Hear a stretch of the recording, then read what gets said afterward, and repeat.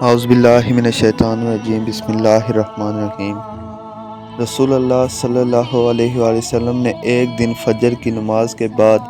حضرت بلال رضی اللہ سے فرمایا،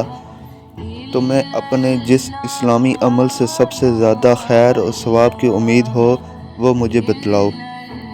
کیونکہ میں نے تمہارے چپلوں کی چاپ جنت میں اپنے آگے سنی ہے۔ مطلب یہ ہے کہ رات میں نے خواب میں دیکھا کہ میں جنت میں چل پھر رہا ہوں اور آگے آگے تمہارے قدموں کی آہٹ سن رہا ہوں،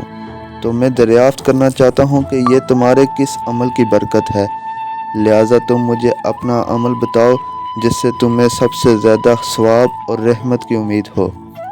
حضرت بلال رضی اللہ نے عرض کیا، مجھے اپنے اعمال میں سب سے زیادہ امید اپنے اس عمل سے ہے کہ میں نے رات یا دن کے کسی وقت جب بھی میں نے وضو کیا